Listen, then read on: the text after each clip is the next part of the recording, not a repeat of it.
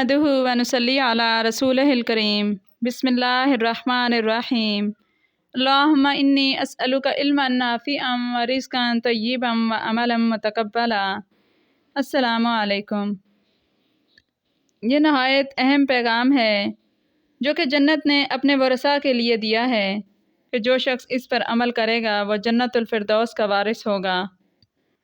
ہم ہر اچھی بات کو سن کر کوشش کرتے ہیں کہ اس پر عمل کریں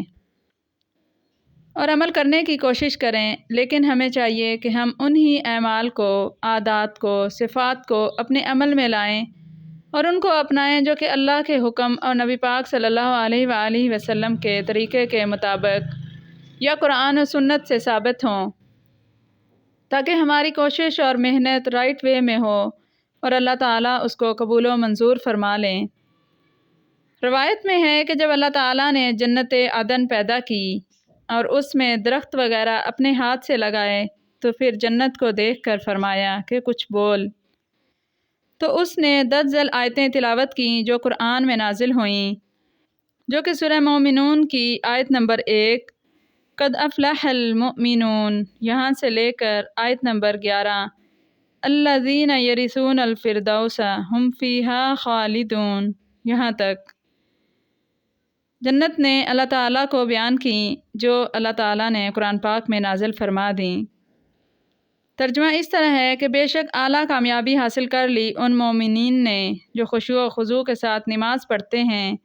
اور جو لغو اور نکمی باتوں سے بچتے ہیں اور جو زکوٰۃ دیا کرتے ہیں، جو اپنا تزکیہ کرنے والے ہیں اور جو اپنی شرمگاہوں کی حفاظت کرتے ہیں لیکن اپنی بیویوں اور باندیوں سے، کیونکہ ان پر کوئی الزام نہیں، ہاں جو اس کے علاوہ طلبگار ہو وہی لوگ حد سے بڑھنے والے ہیں، اور جو اپنی امانتوں اور اپنے عہد و پیمان کا خیال رکھتے ہیں اور جو اپنی نمازوں کی پابندی کرتے ہیں، ایسے ہی لوگ وارث ہونے والے ہیں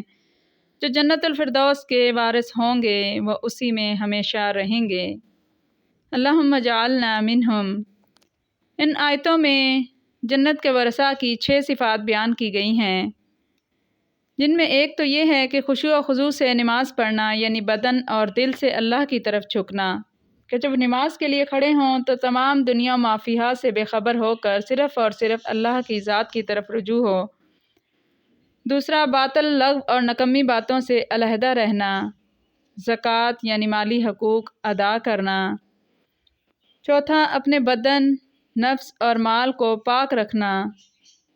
پانچواں یہ کہ امانت اور عہد و پیمان یعنی قول و قرار کی حفاظت کرنا، گویا معاملات کو درست رکھنا، اپنے لین دین کو درست رکھنا۔ چھٹا اور آخری یہ کہ آخر میں پھر نمازوں کی پوری طرح حفاظت کرنا، یعنی شروع بھی نماز سے کیا گیا اور آخر میں بھی جو صفت بیان کی گئی وہ نماز کی ہی، کہ اپنے وقت پر آداب و شرط کی رعایت کے ساتھ ادا ہوں۔ اس سے ظاہر ہوتا ہے کہ نماز کا حق تعالیٰ کے یہاں کیا درجہ ہے اور کس قدر محترم بشان چیز ہے کہ اس سے شروع کر کے اسی پہ ختم کیا۔ یہ جنت کا مومنین کے نام پیغام تھا، اور جو خوش نصیب اس پیغام کو قبول کریں گے اور ان صفتوں کو اپنائیں گے، انشاءاللہ العزیز وہ جنت الفردوس کا ضرور وارث ہوگا۔ اللہ تعالیٰ ہمیں بھی ان میں شامل فرمائے، اور ہم سب اس کو اس طرح بھی کیا جا سکتا ہے کہ ان صفات کو لکھ کر گھر میں کسی بھی جگہ لگا لیں، تاکہ خود بھی، بچے بھی چلتے پھرتے دیکھتے ہوئے، نظر پڑتے ہوئے